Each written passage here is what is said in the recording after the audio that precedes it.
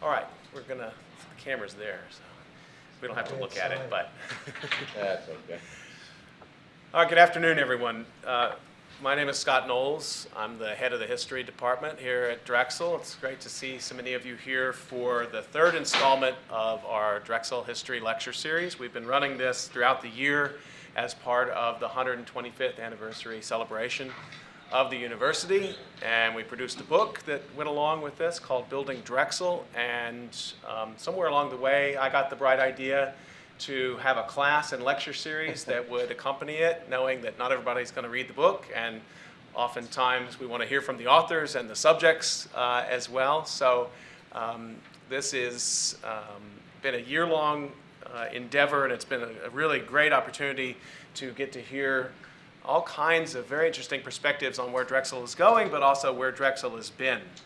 And to the students who are taking this as a class, thank you for making time in your schedule to do this. If you have not received the syllabus or the book, which you should have received both as PDF files from me, please let me know after class. And there's a sign-in sheet circulating. Make sure every week you just sign in so I know who's been here. So without any further delay, I'd like to go ahead and get started today, and I'm really excited to I'll make the first introduction of Dr. Frank Linehan, and then he'll introduce our two other panelists. And really glad to welcome a friend and longtime colleague in Frank Linehan. He is, let me tell you a little bit about him if you're not a business student. He is the Dean for Drexel's LeBeau College of Business. He's also a professor of management in LeBeau's Department of Management. He received his PhD in Human Resources Administration from Temple University. He's taught graduate and undergraduate courses in leadership, organizational behavior, human resources, compensation, and management. And prior to receiving his PhD, Dr. Linehan worked for 17 years in both line and human resource management in the financial services industry. His research interests include school-to-work transitions for high school and college students, adult-youth mentoring, affirmative action, equal employment, and workforce diversity initiatives. And somehow, I'm not quite sure how he does this, he manages to stay active as a scholar in addition to leading the college and the teaching. He's authored many, too numerous to list papers, but they've appeared in journals like the Academy of Management Journal, Strategic Management Journal, Journal of Vocational Behavior, just to name a few. And I want to especially thank Frank for helping us as we prepared the chapter on business in the Drexel history book.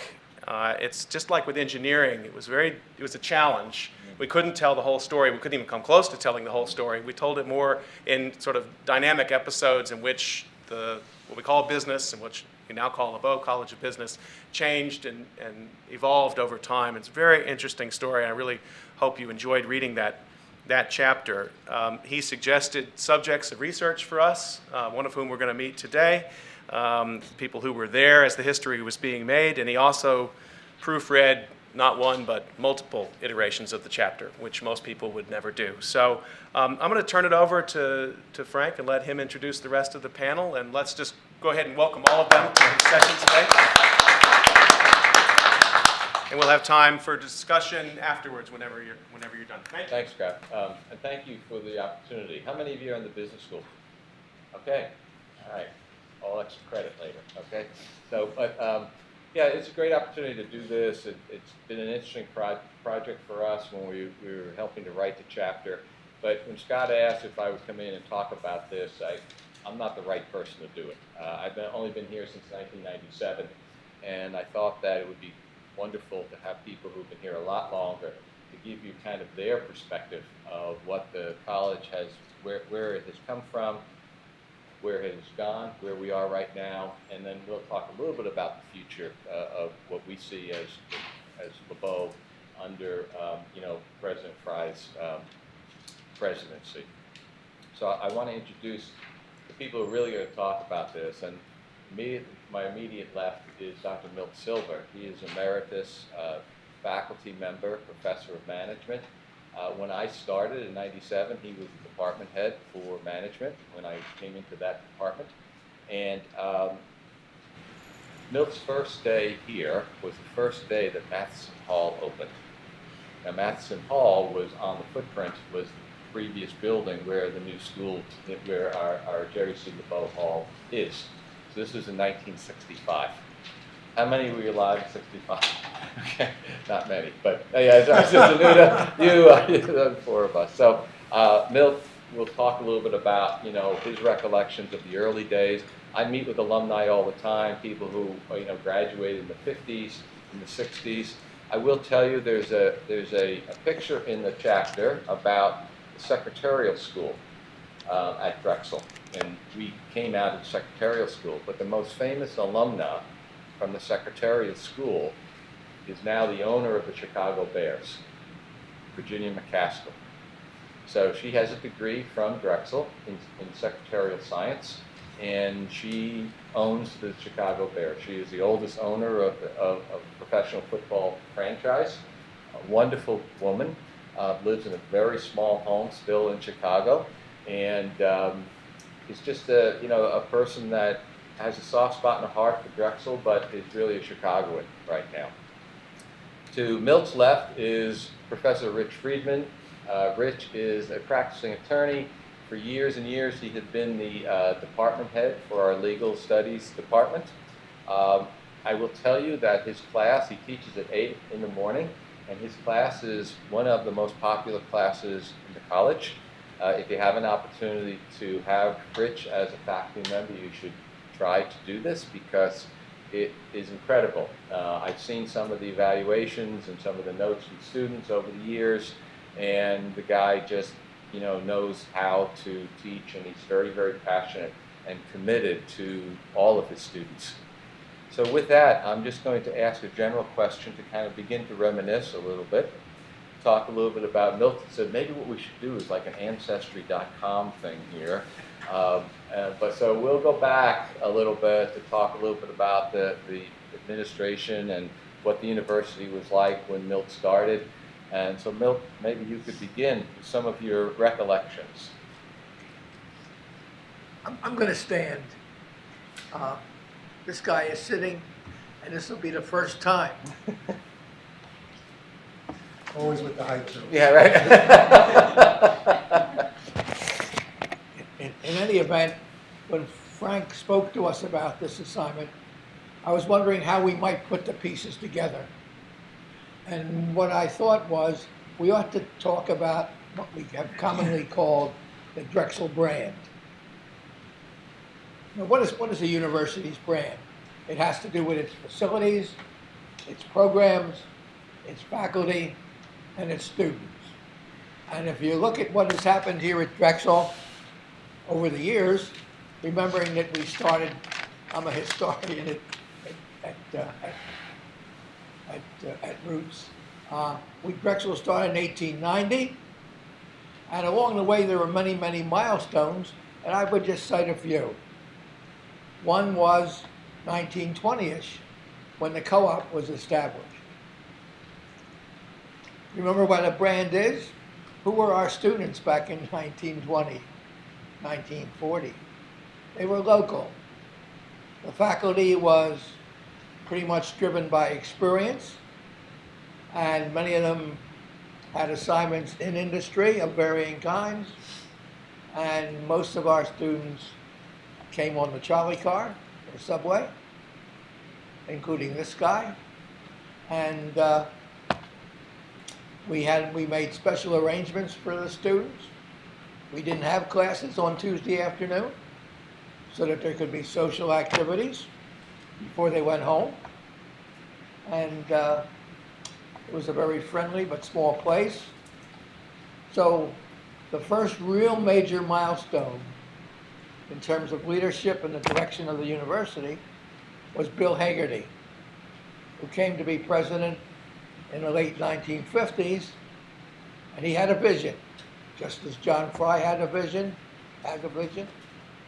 just as Constantine Papadakis had a vision. He had a vision that we would stop being Drexel Institute of Technology, because our brand then was largely to be an engineering school. And to this day, if you ask people about Drexel, they say engineering, they say co-op. And that we would become a university, and in order to do that, we needed a business school. At that time, the business school was a major department in engineering, let me put it that way. Our two major programs were commerce and engineering for the kids who didn't quite make it in engineering, and accounting, where we just dealt with numbers. And jobs were easily available. So Bill built the buildings with the orange brick, and he hired Jim Parrish to be a dean of the business school. And this is the first one, incidentally, that came from outside, so to speak. Promised to Jim that we would have a building. Promised to Bill Hagerty that we would become accredited, because at that time we were accredited by middle states. A good high school could be accredited by middle states. Both of these guys fulfilled their promises. Matheson Hall, as Frank mentioned, they opened it the day I came here. I don't think that's more than just a coincidence, but it's a nice thought, because I was here to watch it come down too. But Jim Parrish reorganized the business school, created the management department. There was no management department before then. And we created the first system for allowing guys like myself to travel to Europe to give papers and things like that. This was the beginning of change. Bill Hagerty also, I told Scott I was going to give Bill his props. Bill Hagerty also had a friend, Jim Webb, who ran NASA.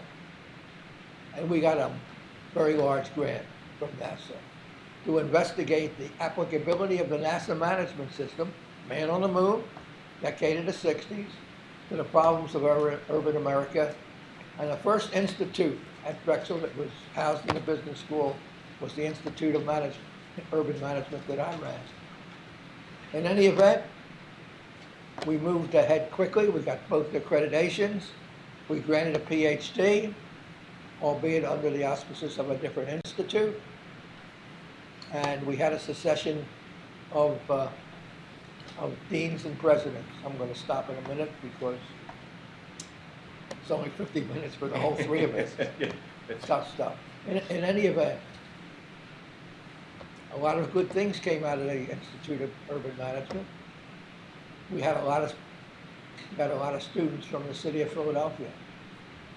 And for a while we thought that Philadelphia was well run. I won't go there now, but we had a lot of their students. Looking at the deans of the business school, Roger Collins was instrumental in starting the Decision Sciences Institute, which had a different name then. And this is a reflection of our shifting from a primarily co-op, hard facts, boots on the ground kind of a school to research, and it has continued. The MAC, 1980-ish, our institute changed and we took on entrepreneurship, but a lot of things have changed over the years. And I would leave it to Frank, who's going to wrap up for us, to talk about the brand now. Because we look around the campus, these kids aren't coming on a trolley car.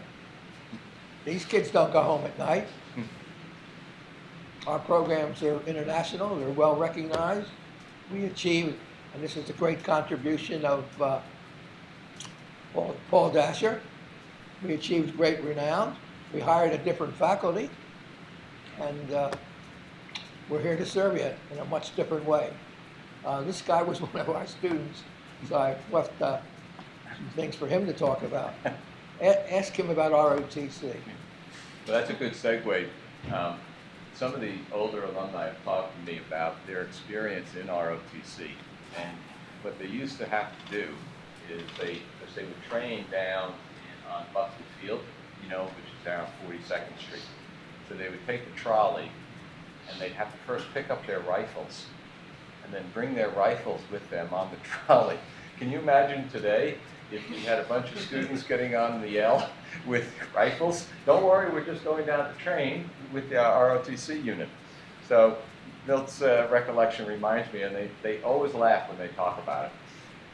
Rich, I failed to mention that he is a graduate here. He's had a number of sons and gone through Drexel and LeBeau, and as I said, he's still teaching full-time and runs a law practice in Cherry Hill. So, Rich? My turn? Yes, I'm your sorry. turn. Yes, I was a student here, so my perspective is a little bit different from the others. And when I went to college, I'm going to ask you first. When you guys decided on a college, how involved were your parents? Very involved? They drove you to all the schools you wanted to look at? They walked you around? The day you got accepted, they then drove you here in a car full of stuff, more than ever could fit in your room, and then they took you to Bed Bath & Beyond and you bought more stuff. And then they folded your clothes, and put them in the... tell me if I'm wrong here, yes? Yeah? Okay. That's not the way it was then. No. I never saw Drexel until I got here. The day I arrived was the first time I ever saw the campus, for what the campus was. It wasn't done the way it is now. I applied to 4 schools, 3 of which were co-op schools, University of Cincinnati, Northeastern, and Drexel. And I also applied to NYU. And I chose Drexel for probably the most important reason of all. I had 5 aunts and uncles from Philadelphia, and I never had to do my laundry. And so it was, plus I got meals every weekend. And in the end, in hindsight, it was absolutely the best choice because the co-op program has proven to be a magnificent program, and it helped me decide what I wanted to do. I came here as an accounting major. I took my first co-op in accounting with a large accounting firm, one of the big 8 in New York City. It was the worst experience in my life. I hated it. And because of that, I decided I didn't want to be an accountant, although I did get my degree in accounting and ultimately went on to law school, and I used that in my practice every day. I was the first class in Kelly Hall, if you even know what Kelly Hall is, those of you in the dorms. I was in the first class there, room 1003. 1003. Oh, good damn. No one's ever been allowed to live there. No, no. First of all the furniture was permanent. Nothing could be moved. And the space between the bed and the closet was 6 feet 5 inches, and I was 6 feet 7. And so I could never stretch out of my bed. But that's another story for another day. 7 men to every woman, and that has changed dramatically. And so I have basically watched this university, as Milt did, just grow. I can tell you that when I came here, there was Matheson Hall, Corman, McAllister. What's next to McAllister? They used to call it the DAC. They don't call it that anymore. Display. No, not Disquay. Disquay, Stratton, just the buildings in the very core, and 2 dormitories, Van Wren and ours. And so if you walk around the campus now, it's just remarkable what has happened. It astonishes me all the time. I just take walks just to see what's going on next. It's interesting that Frank brought up that the school was first the college was a secretarial college. When people ask me what was the most valuable course that I had at Drexel, that I remember the most and I use every day, in the required curriculum in a business school, there were 2 quarters of typing. I had to type on an electric typewriter. That's how I learned to type. And I wanted you to know that today it's a godsend. Yeah. And I mean that when I say it was the 2 most important courses. Sure, I use the other things I learned, but every day I apply that. The curriculum has grown. What happened in the time I was here as a student, we became a university. It started out as DIT, Drexel Institute of Technology. I saved the DIT t-shirt for many, many years because I figured it would be worth some money at some point in time, and I found out my wife threw it out, but probably wouldn't be worth any money anyway. Our football team was terminated. Yes, we had a football team here at Drexel University. And the coach taught in the finance And the Tom department. Grebus That's right, stayed yeah. and taught Yeah. finance for many, many years. What else happened? Oh, in 1968, Martin Luther King was shot. They mobilized the National Guard in the Armory, and my professor came into class in full combat gear because he had just been called up, my political science professor. And so he did that. As for ROTC, ROTC, it was a mandatory course. My year was the last year. Can I tell them my Yes, story? tell your story. I'll try to do it quickly. So what they would do is they would take hundreds of freshman men, there were about 400, to the basement of the armory, and they would fit us in our uniforms. I was 6'7". They couldn't find a uniform big enough for me. So they had to order one custom made. So I had a custom made uniform. I then went to see the colonel to tell him that, because I had done the research, that I was too tall to be drafted. And this was very important back then. You really should realize that, how important that was. So I didn't think I needed to take ROTC. He said, you know what, you should take it. It'll be a good experience for you. So there I was learning how to break down and put together an M1 rifle. And it was approaching for the drill, as Frank said, except they didn't take the trolley in my time. They all marched up Houghton Avenue. Hundreds of guys with rifles marching up Houghton Avenue. You can envision that. The neighborhood wasn't very stable then. And so they didn't have shoes. So because I wore a size 14 at the time. I only wish I still did. And so I went to see the sergeant major, and I said, where are my shoes? He said, we've ordered them. They're not here yet. Every day I check on my shoes. Finally, he said, do you have a pair of dress shoes? I said, absolutely. Black dress shoes, yes. Will you wear them? I said, they're $30 dress shoes. Are you going to pay for them when they get ruined up there? He says, I'll talk to the colonel. The next day I got a phone call, come in to see him because there was no text or anything else. And he was standing there, he gave me my drop slip. He said, get the heck out of here, I never want to see you again. So I got out of ROTC because my feet were too big. I also have one recollection, I know we're off topic, No, it's okay. so forgive me.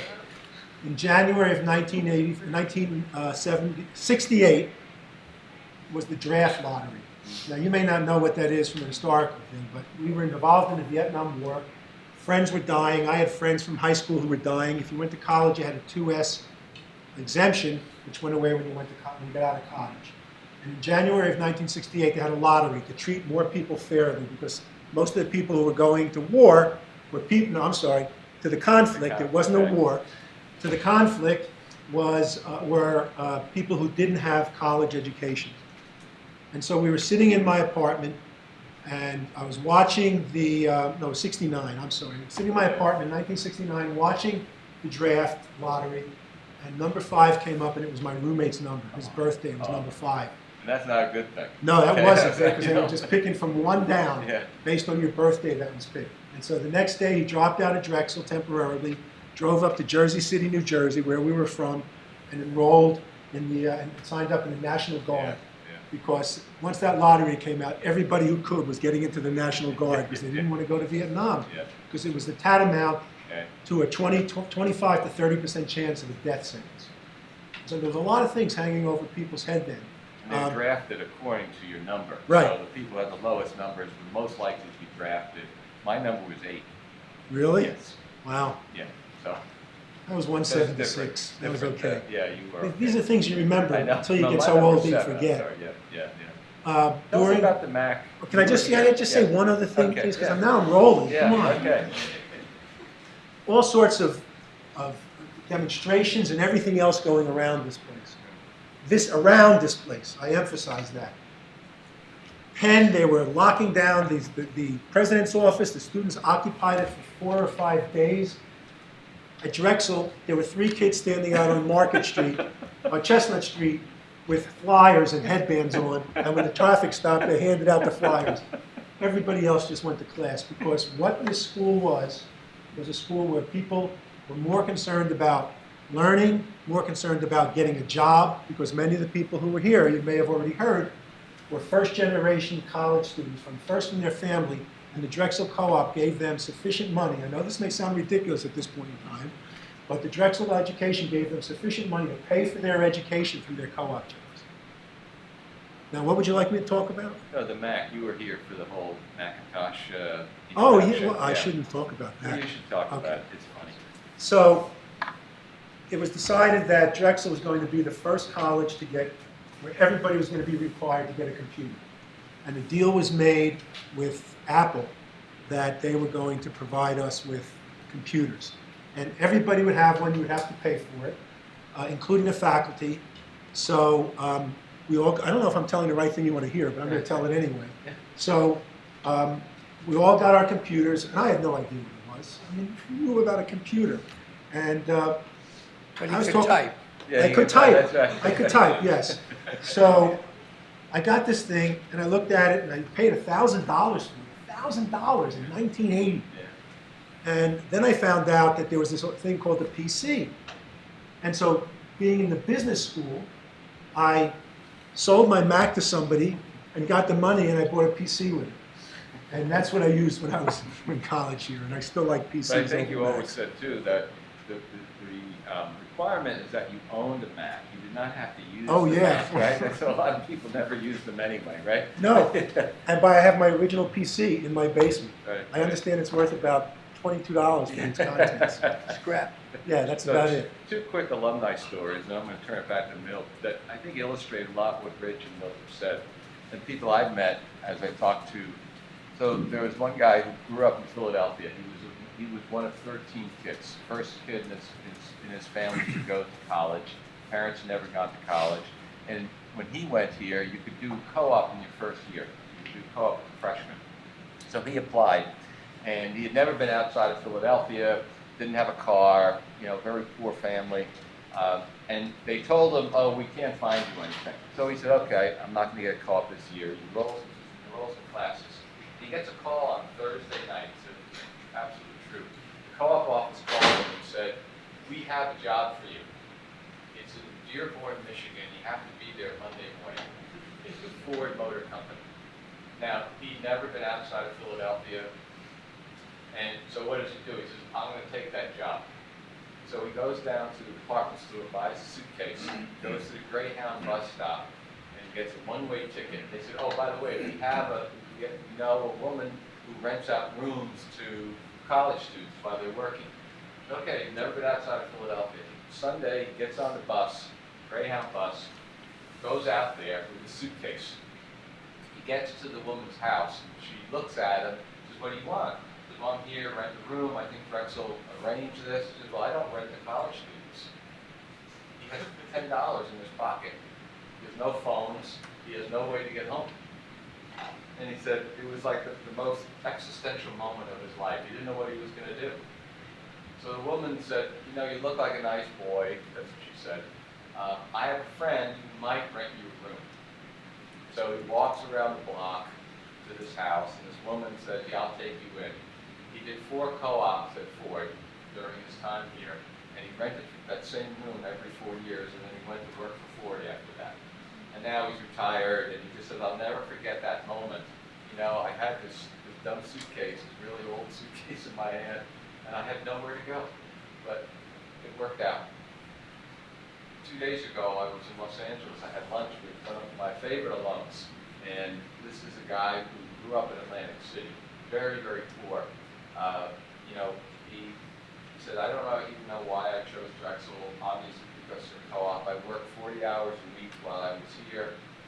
My parents became ill and disabled in my senior year. They actually moved into my apartment, and I supported them my senior year while taking classes and working 40 hours a week.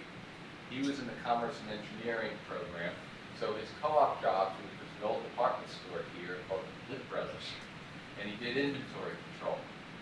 So he gets a job with Lit Brothers after he supports his mom. He's told me he went blind in his last quarter. And he said, Frank, I still don't know who paid my last bill. It was $300 for the year or something, because I had no money.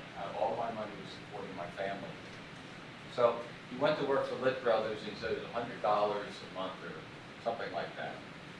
So he starts to build an inventory system at Lit Brothers.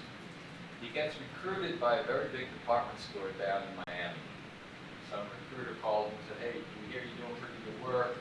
He goes, yeah, I'm doing okay. And so he goes to Miami, and he builds, and they said, we're going to give you carte blanche. This is in like early 60s. We're going to give you carte blanche on setting up our inventory controls, because controlling inventory is one of the most important things you do in a retail business, right? Inventory costs money, and so you want to make sure that there's minimum amount there, but a maximum amount to make sure you're meeting all your customer demands. So he sets up this system that becomes nationally known. And people from all over the country are coming to visit this department store in Miami. So he gets people walk in one day and they say, he says, well, you want me to give you a tour? And he said, no, we're not here, we want to hire you. We're from Bullets out in Los Angeles. So he said, Bullets? I never heard of Bullets. Well, Bullets is a very high-end department store in the 70s in LA. So he takes a job out with Bullets and he sets up this beautiful inventory system which saves him millions of dollars. I'm getting to the punchline here. He gets a call from a headhunter and the headhunter said to him, Earl, I want to talk to you about this job opportunity I have, but it's very different. And I want you to talk to a guy named Michael Eisner. And he's with Paramount Studios. And they have a problem with their back lots, the inventory in their back lots for all their movie sets. People are stealing stuff, they don't know what they have, they're losing control. So he talks to Michael Eisner at a hotel. Michael Eisner says, I want to hire you, but you got to meet my boss. My boss is Barry Diller. Barry Diller is going to be here in LA in about 6 weeks. You won't hear from us before that. So Barry Diller interviews him 6 weeks later, and he goes, what do you want this job for? Because you know anything about movies. And he goes, yeah, but I know about inventory. And he goes, the last 3 people that we hired for this job didn't last a year. We fired them all. He goes, I'll tell you what. He says, I'll save you over $1 million the first year if you hire me. They ended up hiring him. He became president of Paramount Pictures, and he has his own star in the Hollywood Walk of Fame. And here's a guy who, when you talk to him now, it's all about co-op. He says, I don't know how I got through that place. I wasn't the best student, but I learned one thing, and that was to work hard. And he just told me this. He said, they were going to lay him off at Lit Brothers, but Christmas time was coming up. So he said, I'll tell you what I'll do. I'll take a temporary job in the toy department, because he knew the toy department was right in front of the general managers. And he goes, I made sure I was there at 7 a.m. I was the first one there. I was, putting merchandise on all the time. And at the end of that temporary job, the general manager came out and said, we're going to give you a full-time job now. So it's those kinds of stories that I think that just kind of embody what Drexel was all about and what it still continues to be. No other recollections? And then we can turn it open to some question and answers. I used to be 6'4".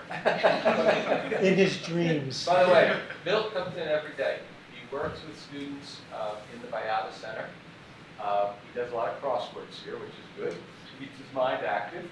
But the most important thing is that students love this guy. And they'll come and talk to him about their business.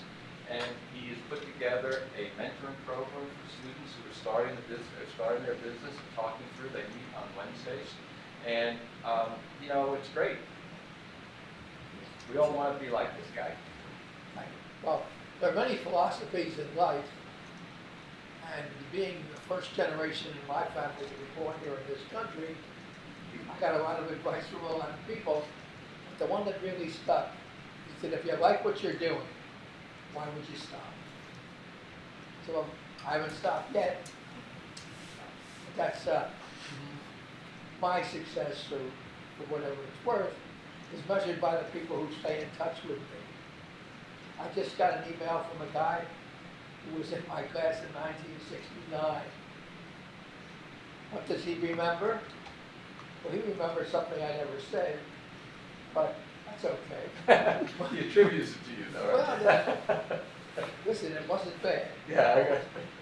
But what he did remember was that at the end of every quarter, my wife and I invited our faculty out to our house, or we lived in an apartment for a while, and he remembered that, the closeness between the faculty and the students and things of that nature.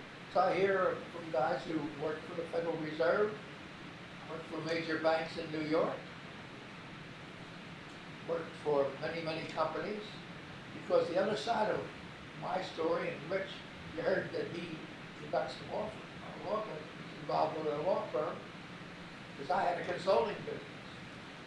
One of the nice things about Drexel was that you taught your classes, you set up your hours, and then nobody seemed to care what else you were doing. And I think that was right. And I ran a consulting business, and there was always a discussion, I'll call it that, among the faculty members as to whether it was more important to do research or to have experiential learning, go out and do it.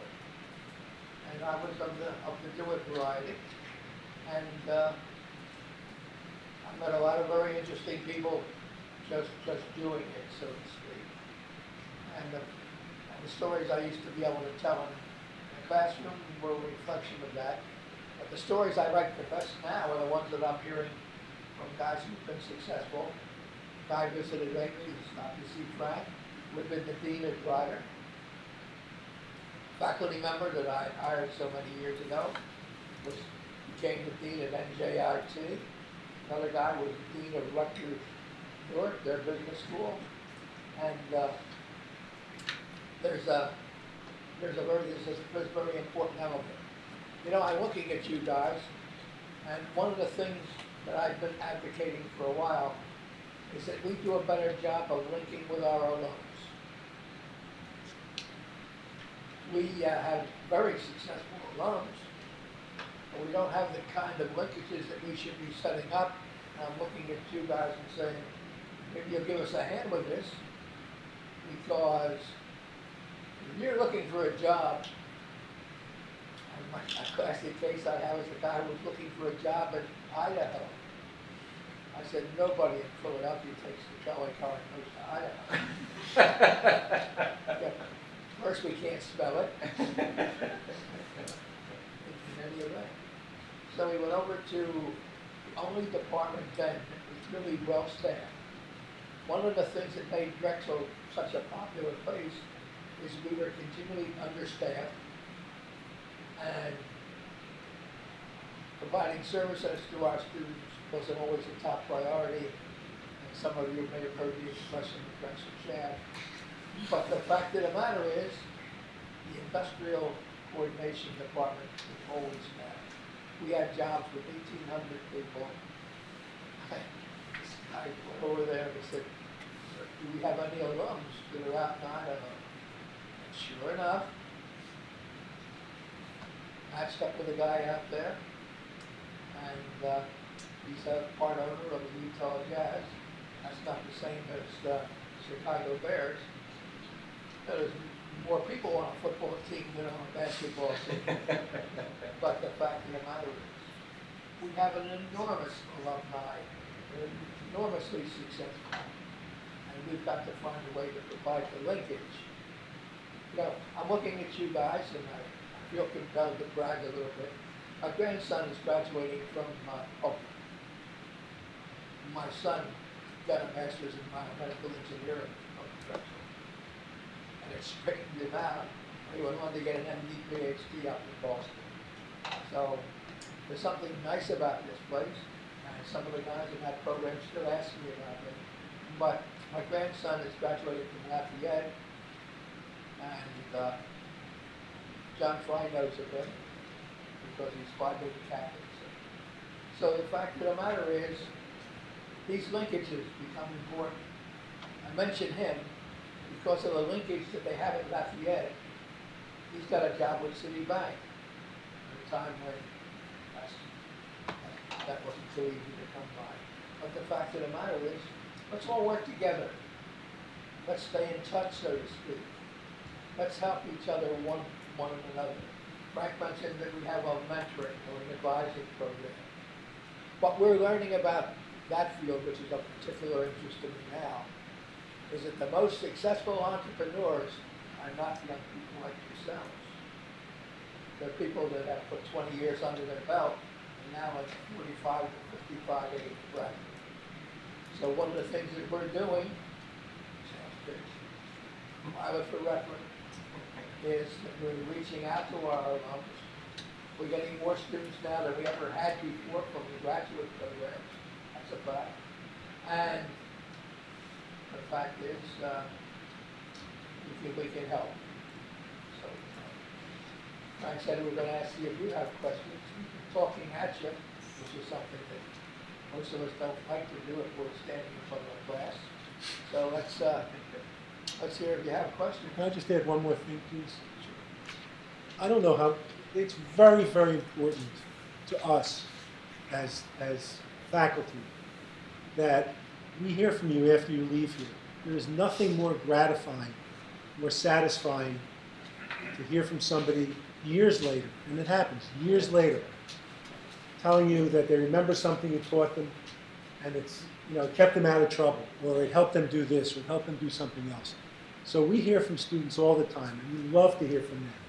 Not, however, from a student who once called me and said, "Professor Friedman, how are you?" "I'm fine." He said, "I need some help." I said, "Sure, what's the matter?" He said, "I'm in jail in Virginia. Can you come bail me out?" I said, "No." Those are the ones we don't want to hear from. Well, we will. We do want to hear from. We'll help them, but I'm not bailing you out. I gave him your number. Didn't I call you? That's where the money is. But just a few things. One is,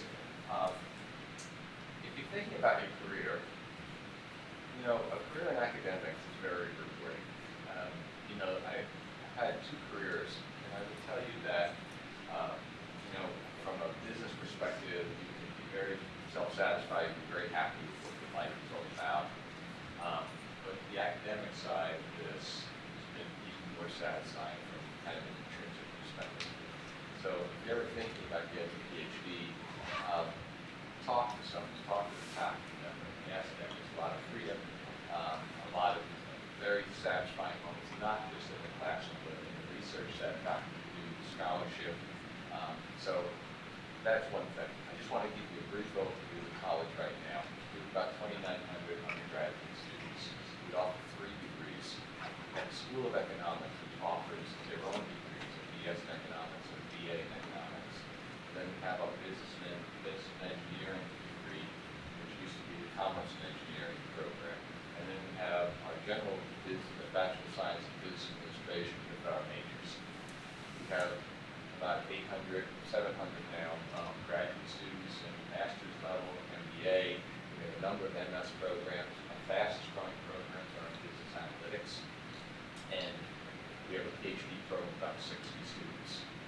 There's been an evolution in college, just as higher education has evolved, we have evolved.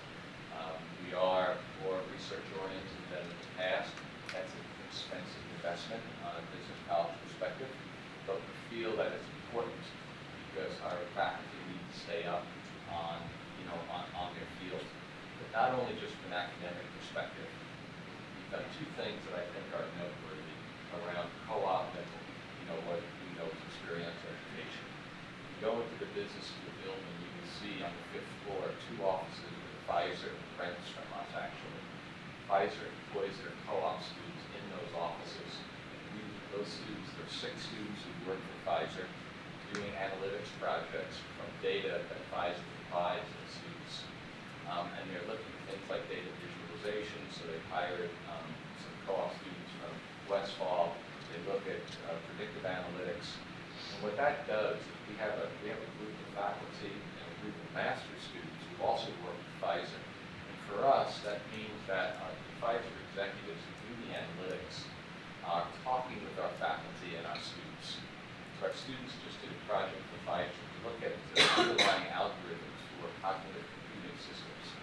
Watson and those things that are out there now. And they give a presentation as your final exam, if you will. And that's what we're trying to do in business college, is to create that experiential education that goes beyond the co-op, but truly having dialogues and being part of businesses while you're on co-op. The second initiative is with PICO, that's the energy company. And so we had 13 co-ops in their analytics area. We also had an office there from one of our faculty members who taught a class using the data that PICO was providing us, providing those students. And so once again, being physically present at PICO helps that faculty member understand some of the issues that those people over in the utility are faced with, particularly around their pricing and energy supply, how they must maintain a certain level of capacity, but you pay based upon your usage. So the pricing models are very complicated, and those pricing models are being looked at right now by all energy companies around the country and around the world, and our students are working on it. So what we're trying to do is our strategic plan is to become known for our closeness to business. We want to be the most engaged business college that with the business community, not only in Philadelphia region,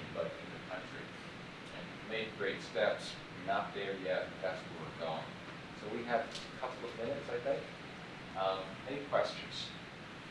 By the way, it's a privilege to work in higher education, and there's no, it's very different than working in a company, but it is wonderful because there is an optimism on a campus that your lives are ahead of you, there's a future, and you have this confidence that we kind of just build on, and we take from you as every day, as Milt says, as he calls it, this is the factor heat for many of us.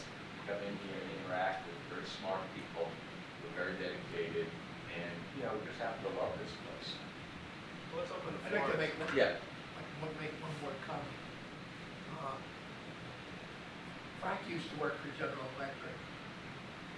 I worked for RCA. You're not in business anymore. General Electric, 7-year old. Slightly different, yeah. What happened to that Yeah. company without my balls? But the fact of the matter is, these companies are not there anymore to provide you with the guidance that you need to manage your career. Everyone in front of me is an entrepreneur in the sense that you're in business yourself, and your career is your responsibility, and you have to plan and go forward and decide.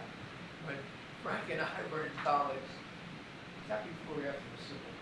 But in any event, when we were in college, the word on the street was, don't jump around. Yeah. Get a job and stick with it. I saw people retire from RCA who had been there 51 years. Never again. I'm saying you in your first 10 years, maybe you ought to have 3 jobs. Keep focused on who you are and what your skills are and what your strengths are and where your opportunities are. And with that in mind, I would mention 2 of our successful entrepreneurs who have developed programs that were there to help you find jobs with video resumes, all kinds of exciting things are happening. I'm saying dial in and take control of your life because no one's going to do it, but you'll do it the best because it's your business. Any questions? Kind of preached at you, and, but look, it's business isn't a bad thing. There's no shame in making profit. It's what you do with that money. That really makes a difference, right? Philanthropy versus self-serving, and you should be proud of what you do, make a living, be a good citizen, that kind of thing. And I believe that our curriculum will help students be prepared. It really helps them think.